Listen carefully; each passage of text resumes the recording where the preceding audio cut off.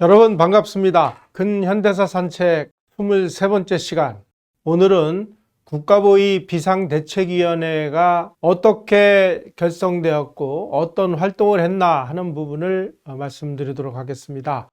제가 오늘 말씀드리는 내용은 국가보위 비상대책위원회가 발간한 그 국보위 백서라는 이 책이 있습니다. 이 국보위 백서에 어떤 일들을 했는지가 아주 자세히 상세히 소개되어 있습니다. 이 책을 위주로 해서 말씀을 드리도록 하겠습니다.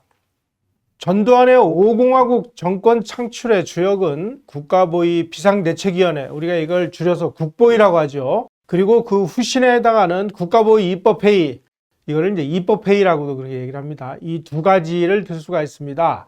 1980년 5월 31일, 그러니까 광주 사태가 진압이 되고 며칠 후에 국보위가 발족을 했습니다. 그리고 5공헌법이 만들어지고 그 5공헌법의 부칙에 따라서 1980년 10월 28일 날 이 국보위가 입법권을 가진 국가보위 입법회의로 개편이 됐습니다. 그렇게 해서 입법회의는 제11대 국회가 개원하기 전날인 1982년 4월 10일까지 존속을 하면서 5공정부 수립을 위한 법적 토대를 마련했습니다. 자, 그렇다면 신군부가 이 국보위를 설치한 목적은 무엇이었을까요? 이 국보위 백서에 의하면은 네 가지로 되어 있습니다. 첫째는 국가안보입니다. 국내외 정세에 대처하여 국가안보 태세를 강화하기 위해서 국보위를 만들었다. 두 번째로는 경제 난국을 타개하기 위해서다. 그 당시 1980년 제2차 석유 위기가 아주 강타를 하면서 국내외의 경제 난국이 만들어졌고, 이 난국을 타개를 하기 위해서 합리적인 경제 정책을 뒷받침하기 위해서 만들어졌다. 세 번째로는 사회 안정과 정치 발전입니다. 사회 안정을 확보해서 정치 발전을 위한 내실을 다지기 위해서다. 그리고 마지막으로 네 번째로는 사회학 일소라고 되어 있습니다. 부정부패라든지 부조리라든지 각종 사회학을 일소해서 국가기강을 확립하기 위해서 국보위를 설치했다. 이렇게 밝히고 있습니다. 그런데 이 정치학자라든지 언론인 중 일부 사람들은 국보위를 신군부가 정권 찬탈을 위해서 조직한 기구다라고 비판을 하고 있습니다.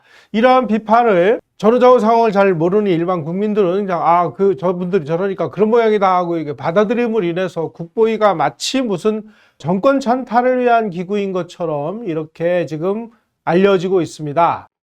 국보위를 아주 비판을 한 대표적인 학자로는 강원택 서울대 교수, 그리고 문재인 정부에서 아주 요직을 두루 섭렵을 한 정혜구, 이 두 분을 들 수 있습니다.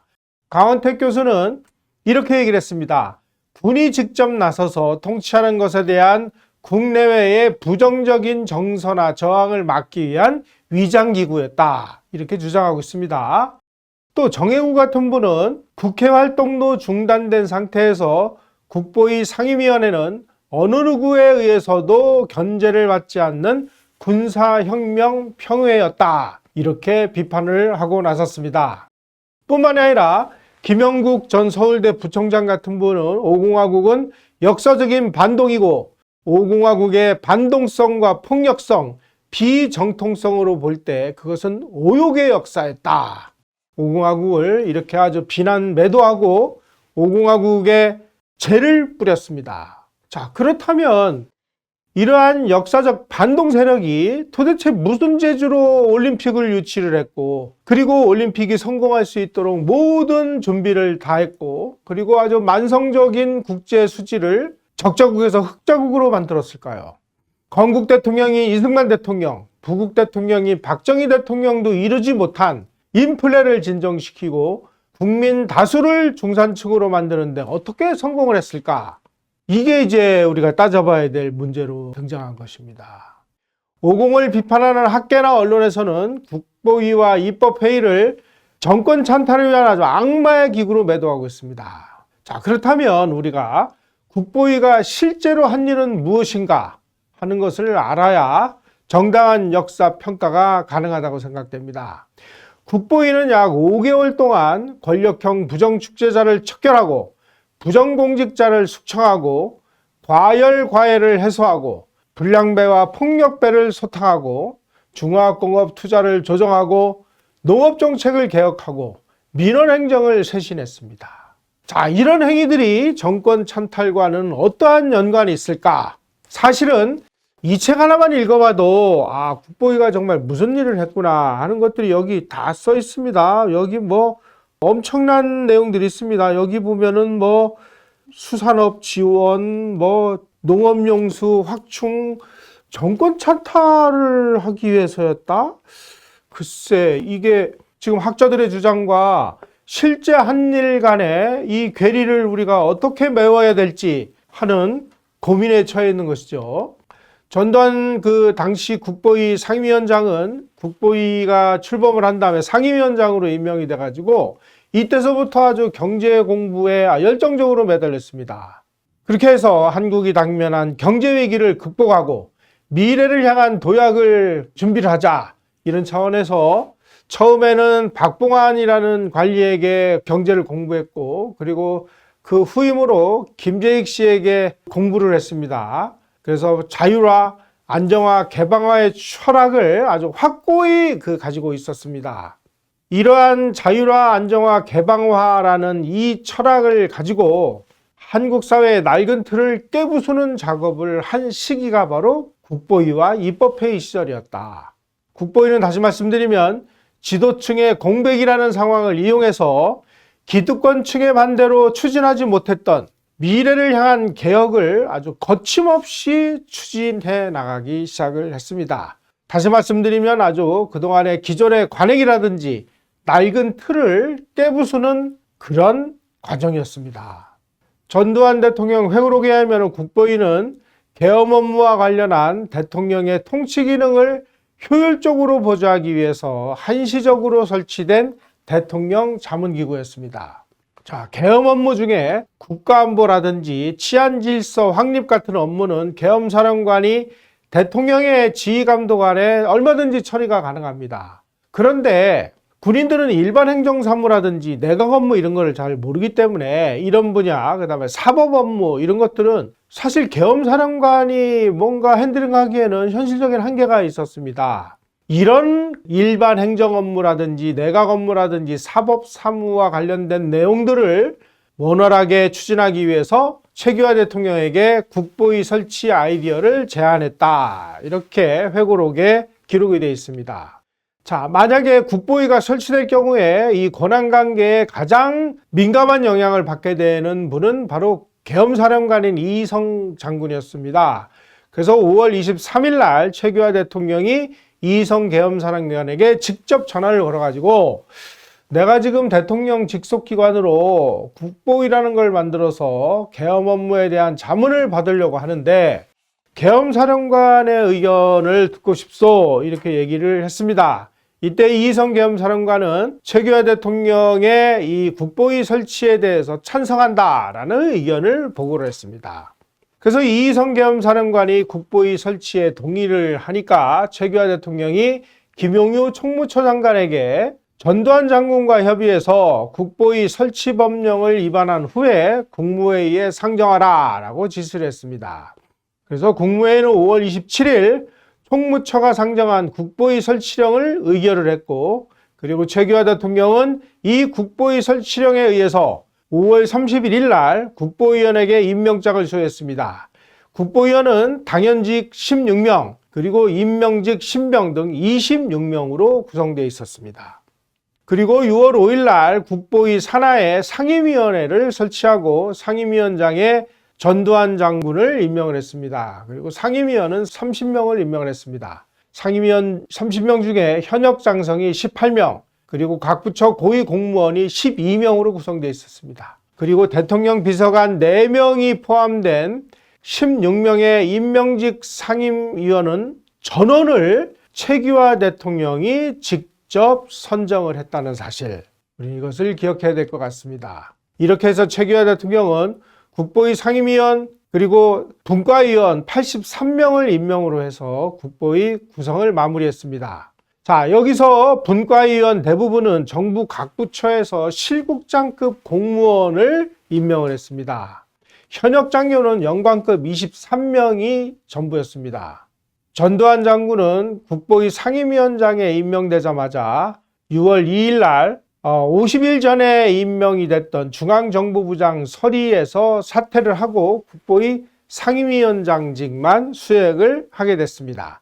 그러니까 중앙정보부장 서리를 겸직한 것은 약 50일로 마감을 하게 된 것입니다. 이후 최규하 대통령은 국보위 상임위를 수시로 방문을 했습니다. 그리고 상임위원장 전두환 장군은 분과위원장들을 직접 불러가지고 바로 우리가 속해 있는 상임위원회가 국정개혁을 위한 쇄신을 주도해야 된다라고 누차 당부를 했습니다.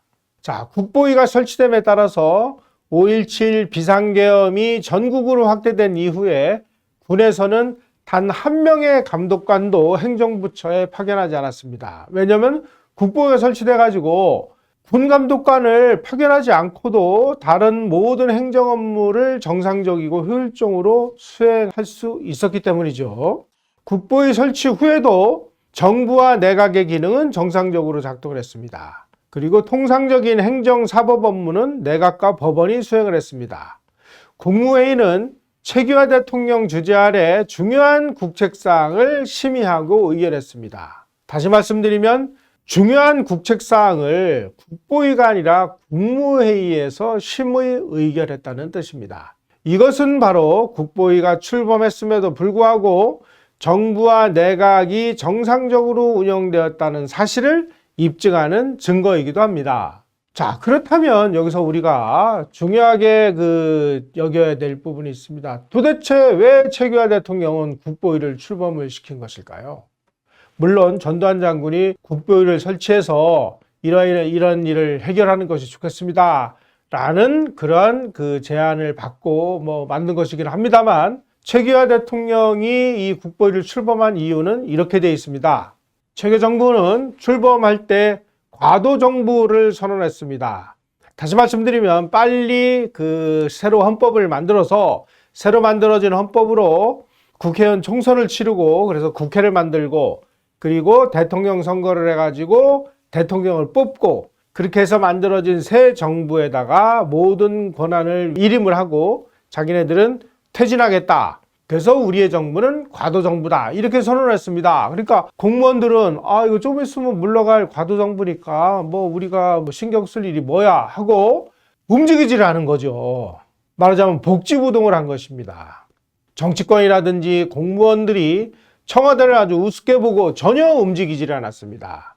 특히 관료사회에서 아주 심각한 복지부동 현상이 벌어지니까 최규하 대통령도 도대체 이걸 어떻게 해야 될지 아주 크게 답답함을 느끼던 차에 전두환 장군이 대통령 직속으로 특별기구를 설치해야 되겠습니다. 이런 건 어떨까요? 라고 제기를 하니까 그 건의를 수용한 것이죠. 박 대통령 시절에는 공무원들이 복지부동하면 청와대라든지 중앙정보부에서 경고장이 날라오거나 아니면 대통령이 직접 친서를 보내가지고 경고를 하고 그래가지고 긴장감을 조성했습니다. 그런데 중앙정보부장이 대통령을 시해하는 주범 역할을 하고 그리고 중앙정보부가 아주 쑥대밭이 되는 바람에 공직기강을 확립하기 위한 정보 자체가 없는 상황이 되어버렸습니다. 국보위 탄생은 바로 이처럼 불가피한 상황에서 중정 기능을 대신할 조직으로 등장한 것이나 마찬가지입니다. 자, 이렇게 국보위가 본격 가동되면서 공직사회가 아주 활발하게 움직이기 시작한 사실이 여러 사료를 통해서 증명이 되고 있습니다. 5월 31일 날 최규하 대통령은 국보위 1차 회의를 직접 주재했습니다. 이 자리에서 최 대통령은 국가안전보장과 국민생활 안정을 위한 국정개혁 시책을 국보위가 마련하라 라고 지시를 했습니다. 바로 이것이 국보위 운영지침으로 작용하게 되었습니다. 광주사태 진압 후인 6월 12일 날 최규하 대통령은 국가기관 확립에 관한 담화를 발표했고 그 담화에서 집단 시위라든지 난동이라든지 소요 같은 불법적인 수단 방법으로 합헌정부를 타도하려는 행위를 엄단하겠다라고 밝혔습니다. 바로 광주사태 비슷한 일이 언제 어디에서 또다시 벌어질지도 모르는 이런 위태로운 상황에서 이러한 그 행위를 통해 가지고 합헌 정부를 타도하려고 하는 어떠한 행위도 엄단하겠다는 사실을 명명백백하게 선언한 것입니다. 그리고 최규하 대통령은 국보위 전체회의를 직접 주재를 했습니다. 그렇게 해서 국보위 업무 추진을 위한 기본 목표 4가지 그리고 국정개혁 사업 9가지를 단호하게 제시를 했습니다. 그리고 국보위 상임위원회에다가 그 일을 시행할 권한과 책임을 부여했습니다. 이렇게 대통령으로부터 이 권한과 책임을 부여받은 국보위 상임위원회는 대통령의 지시를 받아서 국정개혁 사업을 추진했다. 다시 말씀드리면 국보위 상임위 위원들은 최규하 대통령의 지시에 따라서 의욕적으로 국정개혁 사업을 추진한 내용이 바로 이 국보위 백서에 자기네들이 이러한 일을 이렇게 해서 이러이러한 과정과 절차를 거쳐서 시행했다라고 밝히고 있는 것이죠. 또 최규하 대통령은 7월 9일 날 국보위 상임위를 초도순시한 자리에서 사회학 일소 그리고 사회정화운동을 벌여라 라고 지시를 했습니다. 이 지시에 따라서 사회정화 사업 프로그램이 강력하게 추진됐습니다. 바로 삼청교육대 같은 것들이 이 지시에 의해서 가동이 되기 시작한 것입니다.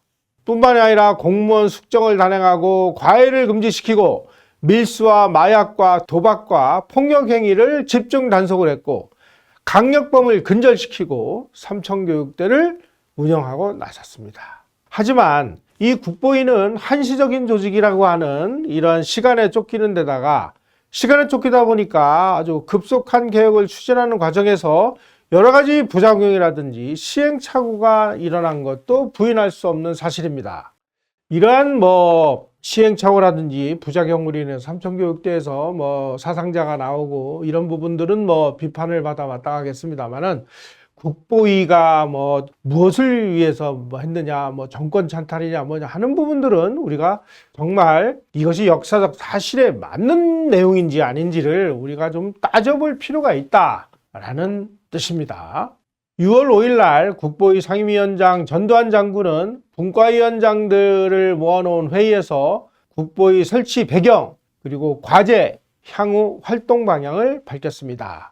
바로 국보위 활동을 위한 7대 방향을 이날 제시한 것입니다. 7대 방향은 무엇일까요? 첫째, 어떤 형태의 용공적인 정치활동이나 용공적 정부 수립 기도를 용납하지 않겠다. 둘째, 대학에서 학구적인 목적의 자치활동과 자율적 권리 그리고 합법적 의사표시는 최대한 보장하겠다. 셋째, 권력형 부조리와 사회적 비리를 차단하고 정당한 노력이 예우받는 기풍을 조성하겠다.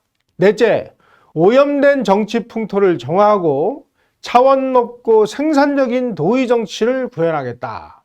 다섯째, 언론은 국가이익을 최우선 순위로 삼고 윤리와 도덕이 존중되는 풍토의 선도에 기여해야 한다.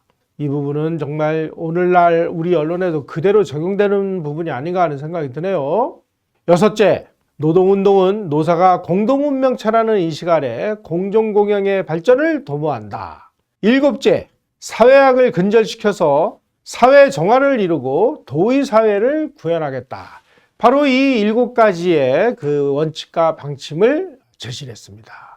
전두환 상임위원장의 7대 지침에 따라 각 분과위가 활동을 개시를 했습니다. 이때부터 추진한 이 국보위 정책의 대부분은 그동안의 부처의 이주의라든지 기득권층의 저항이라든지 이런 것 때문에 시행하지 못했던 국가적으로 반드시 해야 될 그런 정책들이 거의 대부분이었습니다. 국가 이익을 위해서 확실히 그리고 절실히 필요한 일임에도 불구하고 그동안 여론의 눈치를 살피느라 시행하지 못했던 일들 그리고 기득권 측의 저항으로 시행하지 못했던 일들 이런 일들을 찾아내가지고 해결하는 일을 시작한 것입니다. 이 국보위 백서에 보면은 그런 내용들이 상당 부분 나와 있습니다. 하지만 국보위는 입법권이 없기 때문에 국회의 심의를 거쳐야 하는 정책들은 일단 시행 대상에서 제외를 했습니다. 국보위 상임위 각 분과위원회에는 주로 행정부처, 기획관리실장 등이 간사를 담당했습니다. 그렇게 해서 정부 각 부처가 반드시 추진하지 않으면 안 됐어야 할 그러한 역점사업, 정책과제들을 주요 현안으로 제기했습니다. 그래서 각 부처에서 국보위 활동 기간 중에 그동안 갖가지 제약이라든지 기득권 측의 저항이라든지 부처 이기주의로 추진하지 못했던 국가 필수 정책들을 국보위라는 이런 혁명적인 상황을 이용해서 처리를 하기 위해서 열심히 의욕을 보였습니다. 이 책에 상세히 나와 있습니다. 그런 내용들이. 그렇게 해서 국보위 상임위원회가 마련한 개혁정책은 대통령의 재가가 나면 정부 정책으로 확정되어 실행이 되었습니다. 정부 정책으로 확정되면 주관 부처가 집행 방안을 수립하고 신속하고 능률적으로 일을 처리했습니다. 그 결과 짧은 기간에 국가 각 부문에서 미뤄졌던 개혁 정책이 아주 급속도로 시행이 되면서 아주 이제 국가의 활력이 살아나기 시작했습니다.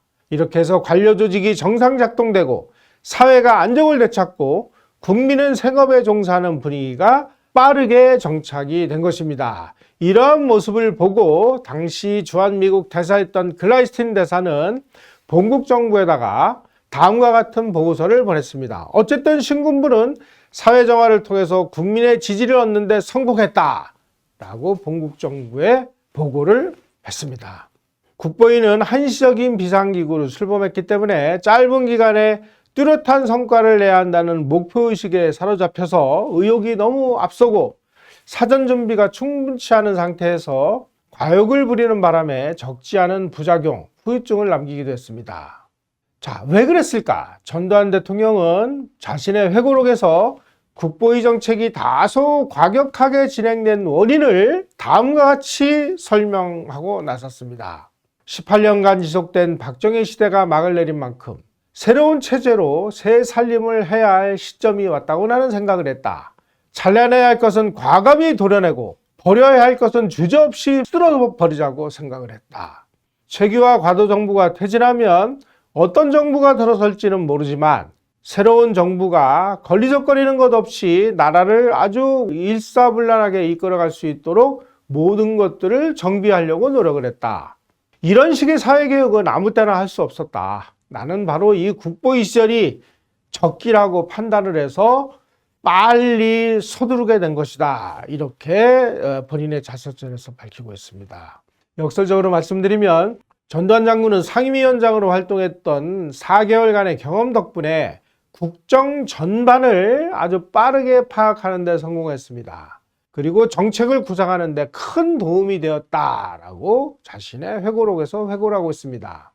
전두환 대통령은 이 자서전에서 국보위 추진 과정에서 한국이 자유민주주의와 시장경제체제를 근본 이념으로 출발을 했지만 그 이념과 체제를 지켜나가기 위해서는 국가가 해야 될 일이 엄청나게 많다는 깨달음을 얻었다라고 이렇게 밝히고 있습니다. 자, 그럼 무엇을 깨닫고 느꼈느냐? 자유민주주의와 시장경제체제의 핵심 원리는 바로 경쟁이다. 경쟁이 없는 사회는 죽은 사회나 마찬가지다. 따라서 개인이나 기업이나 국가는 항상 경쟁에서 이겨야 생존이 가능하다. 그러기 위해서는 끝없이 노력해야 된다는 사실을 국보위 기간에 깨달았다는 것입니다. 하지만 국보위가 자신의 집권을 위해 권력 찬탈을 위해 설치했다는 주장에 대해서는 아주 단호히 거부를 하고 나섰습니다. 국보위 활동이 시작한 지 3달도 안 돼서 전두환 장군이 대통령에 취임한 것은 사실입니다.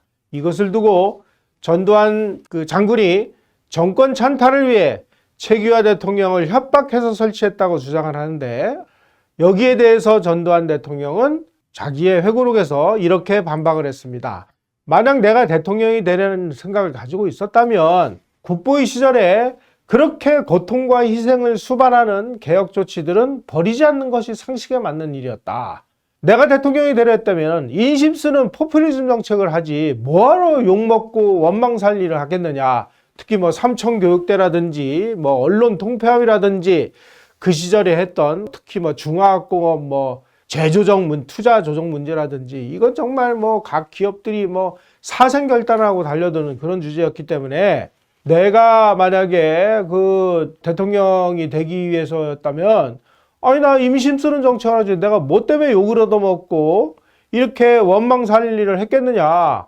내가 무슨 국보위를 뭐 정권 찬탈하기 위해서 뭐 만들었다라는 그건 말도 안 되는 주장이다. 이렇게 반박하고 나선 것이죠. 신군부의 핵심이었던 화평 씨는 이렇게 얘기했습니다. 국보위는 국가사회의 안정과 미래를 향한 개혁기구였다라고 증언했습니다. 화평 씨는 이렇게 얘기했습니다. 1980년 봄에 사북 사태가 일어나고 대학생들이 몰려와가지고 서울역 앞에서 10만이 넘는 사람들이 시위를 하고 광주 사태가 없었다면 국보위를 만들 이유도 없었을 것이다. 이렇게 얘기를 합니다.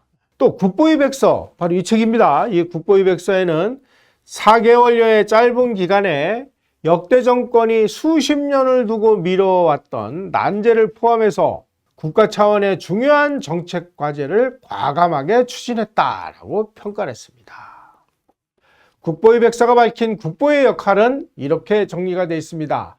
지난 5월 학원 소요와 광주 사태 등 국기가 위태로웠던 상황에서 발족된 국보위는 사회의 안정 회복과 정화 조치 등 당면한 중요 정책을 신속하게 수립 집행함으로써 11.6 사태 이후에 야기된 국가적 위기를 극복하고 새 역사의 장을 여는 전환기를 마련했다라고 국보의 역할을 정리하고 있습니다. 화평 씨는 국가지도부 공백 사태라는 위기 상황에서 그동안 악습처럼 이어왔던 모든 법과 제도와 관행을 혁명적으로 개혁을 시도를 했던 시기였다라고 이야기를 하고 있습니다. 사회와 정부 각 분야의 총체적인 문제점을 해결하고 대책을 마련하고 그에 따르는 법과 제도를 정비한 시기였다는 것입니다. 또 이에 필요한 법안은 국가보위 입법회의에서 제정을 함으로 인해서 사실 5공화국 입장에서 볼 때 국보위와 입법회의 요 기간은 어떤 면에서 보면 정권인수위원회 같은 그런 시기가 아니었나 이런 생각이 들 정도입니다. 정상 상황에서는 기득권 세력의 반발로 정말 불가능했던 개혁이라든지 입법이 바로 이 국보위 시절 그리고 입법회의 시절에 대부분 시행된 사실은 무엇을 말하는 것일까요? 과연 우리가 국보위라는 그리고 입법회의라는 그 기간이 있었기에 그동안에 정말 시행하지 못했던 국가를 위해서는 반드시 그 시행되어야만 했던 이러한 법률과 입법행위가 가능했던 것은 아니었을까? 우리는 정말 냉정하게 이제는 한번 검토해야 될 때가 왔습니다. 한마디로 국보위라는 과정이 있었기 때문에 제5공화국은 큰 시행착오 없이 일사불란하게 개혁을 추진할 수 있는 동력을 얻을 수 있었습니다. 따라서 국보위라든지 입법회의가 실제 다룬 내용이라든가 시행 과정은 어떤 면에서는 이 혁명이나 다름없는 내용이었습니다. 국보위 백서에서도 이렇게 얘기를 하고 있습니다. 국보위는 가장 어려운 시기에 구국의 책무를 완수했을 뿐만 아니라 새 역사의 진운을 개척하는 제5공화국 탄생의 산실 역할을 수행했다 라고 바로 이 책에서 자평을 하고 있습니다. 국보위 활동은 5.16 이후에 설치됐던 국가재건 최고회의와 상당 부분 유사성이 발견됩니다. 국가재건 최고회의는 3년 동안 무엇을 했느냐? 바로 농업사회 한국을 산업사회로 전환하는 데 필요한 각종 제도와 법률, 시스템을 총체적으로 정비하는 기간이었습니다. 전두환 장군은 육군 대위 시절에 5.16 성공의 발판을 마련한 육사생도 시가행진을 이끌어낸 주인공이었습니다. 이후에 박정희 최고회의 의장이 전두환 대위를 최고회의 민원비서관으로 발탁을 했습니다. 그래서 민원비서관으로서 국가재건 최고회의에 참여해서 이 국가재건 최고회의의 역할이라든지 하는 일 이런 것들을 정밀 관찰을 했습니다. 그리고 1980년이라는 이 혼란기에 국가재건 최고회의의 역할을 본받아서 국보위와 입법회의를 조직한 것이 아닌가 하는 생각이 듭니다. 따라서 전두환 대통령은 국보위와 입법회의를 통해서 박정희 대통령이 일궈놓은 이 근대화 기반을 토대로 해서 산업사회 한국을 정보화 사회로 전환하는 데 필요한 각종 제도와 법률, 시스템을 총체적으로 정비를 했습니다. 따라서 우리 현대사에서 박정희 정권이 5.16을 일으킨 다음에 설치한 국가재건 최고회의, 그리고 전두환 정권이 설치한 국보위라는 이러한 비상기구가 없었다면 과연 대한민국이 농업사회에서 산업사회로, 그리고 산업사회에서 정보화사회로 혁명적인 전환이 가능했을까요? 여러분들은 어떻게 생각하십니까? 농업사회에서 산업사회로 이행을 할 때 많은 저항 세력들이 있었습니다.